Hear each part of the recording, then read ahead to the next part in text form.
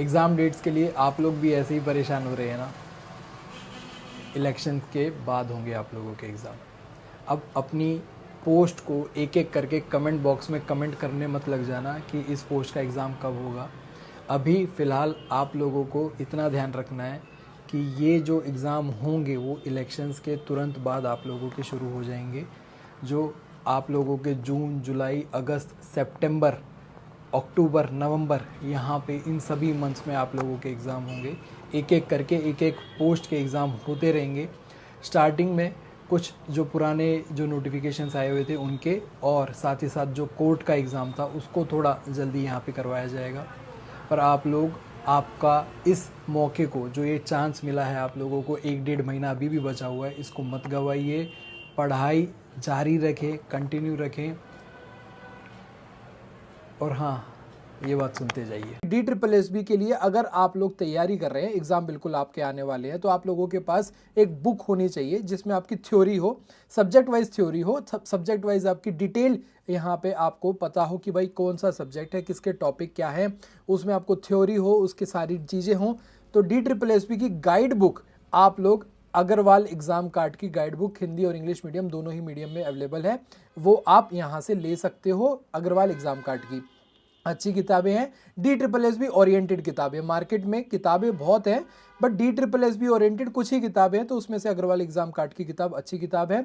यहाँ पे आप, इसकी खास बात यह है कि गाइड बुक से एक एक चैप्टर जब आप कंप्लीट कर लोगे, कोई भी सब्जेक्ट हो आपका, मैथ्स का हो, रीजनिंग का, तो कोई एक चैप्टर कंप्लीट करने के बाद फिर जो क्वेश्चन बैंक है इनके, जो दूसरी किताब है क्वेश्चन बैंक का, उसमें उसी चैप्टर के आप प्रीवियस ईयर जो DSSB में पूछे गए क्वेश्चंस हैं, उसी चैप्टर से रिलेटेड वो क्वेश्चंस आप लोग अटेम्प्ट कर पाओगे। तो गाइड बुक और क्वेश्चन बैंक दोनों मिला के आप लोगों की तैयारी में बहुत बेनिफिट देने वाला है।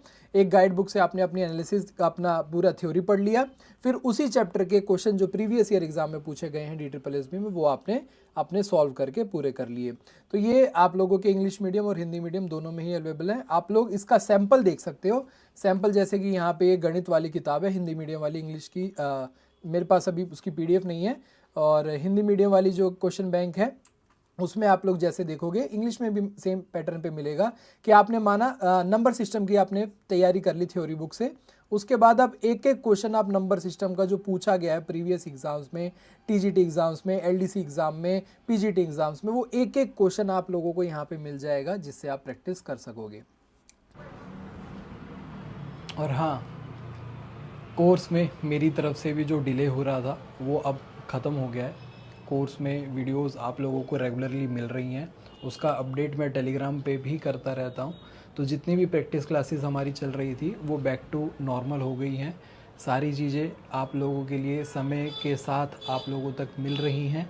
आप लोगों को भी इस समय का सदुपयोग करना है और जल्द से जल्द अपनी रिवीजन जो अभी तक शुरू नहीं करी है आप लोगों ने, वो शुरू कर दीजिए।